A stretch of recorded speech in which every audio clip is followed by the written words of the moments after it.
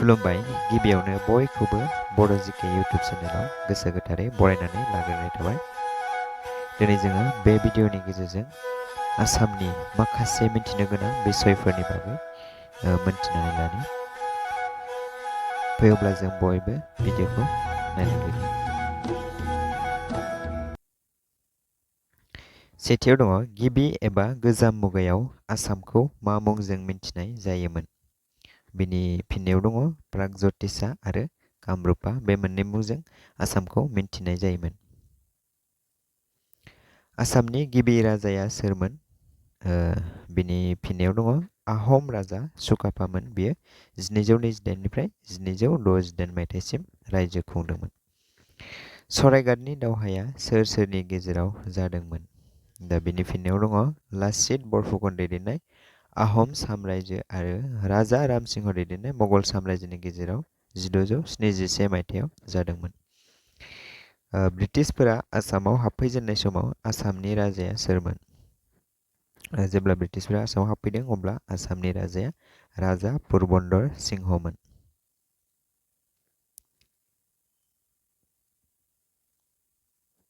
आसामनि लावसिन दैमानि दलङा मा? आसामनि लावसिन दैमानि दलङा जाबाय धलाशदिया एबा भुपेन हाजरिका सेतु। बिनि लावथाया 9.15 किल'मिटार। आसामनि गिबि गाहाय मन्थ्रि सिगां आसामनि गिबिसिन गाहाय मन्थ्रिया सोरमोन? बेयो जाबाय लकप्रिय गपिनाथ बरदलै। बियो कंग्रेस हान्जानिफ्रायमोन। आसामनि देरसिन नेशनेल पार्क होनोब्ला मा? बियो आसामनि देरसिन नेशनेल पार्कआ जाबाय काजिरङा नेशनेल पार्क। बिनि लावथाया 914 किल'मिटार स्कुवेर। आसामनि गिबिसिन मेडिकेल कलेज आसामनि फार्स्ट मेडिकेल कलेजआ जाहैबाय गिबिसिना आसाम मेडिकेल कलेजमोन। बियो डिब्रुगड़ जिल्लायावमोन 1947 मायथाइयावहाय बेखौ गायसननाय जादोंमोन। आसामनि गिबिसिन कलेज होनोब्ला कटन कलेज। बेयो गुवाहाटीआव दङ। बेखौ 1901 मायथाइयाव गायसननाय जादोंमोन।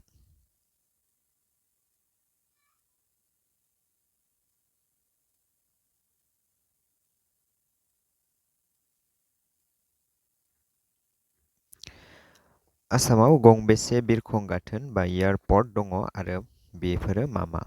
आसामाव गासै गं 7 एयारपर्टस बा बिरखं गाथोनफोर दङ। बेफोरनि मुङानो जाबाय सेथियाव लकप्रिय गपिनाथ बरदलै इन्टारनेशनेल एयारपर्ट। बेयो गुवाहाटीआव दङ। डिब्रुगड़ एयारपर्ट, थामथियाव जरहाट, सिलचर, लीलाबारी, तेजपुर आरो गोदानै रुपसि। आहमफोरा कछारी राजथावनि डिमापुरखौ सिलिंखार खालामदोंमोन। बेयो 1536 मायथाइयाव। आहमफोरा कछारी बा बर'नि राजथावनि डिमापुरखौ सिलिंखार खालामदोंमोन। आसामनि बांसिन सुबुं अनजिमा थानाय जिल्लानि मुङा मा? आसामनि बांसिन सुबुं अनजिमा थानाय जिल्लाया जाहैबाय नगाव जिल्ला आरो खमसिना जाबाय डिमा हासाव।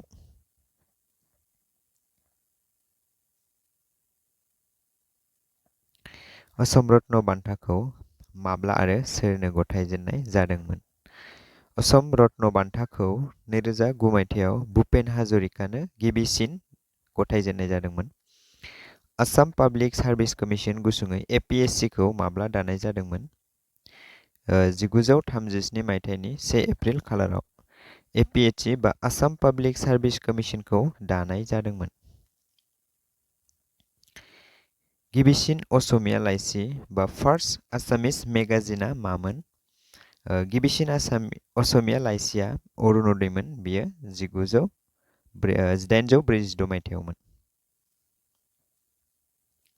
गिबिसिन असमिया फिल्म फार्स्ट एसामिस फिल्म होनोब्ला बे फिल्मनि मुङा जाबाय जयमती। जयमतीया आसामनि गिबिसिन फिल्ममोन। आसामनि माबे गामिखौ लेन्ड अफ ब्लेक मेजिक होनना मिन्थिनाय जायो? बेयो जाबाय मायं। बेयो मरिगाव जिल्लानि सिङाव दङ। आसामाव कच डाइनास्टिखौ माब्ला गायसननाय जादोंमोन?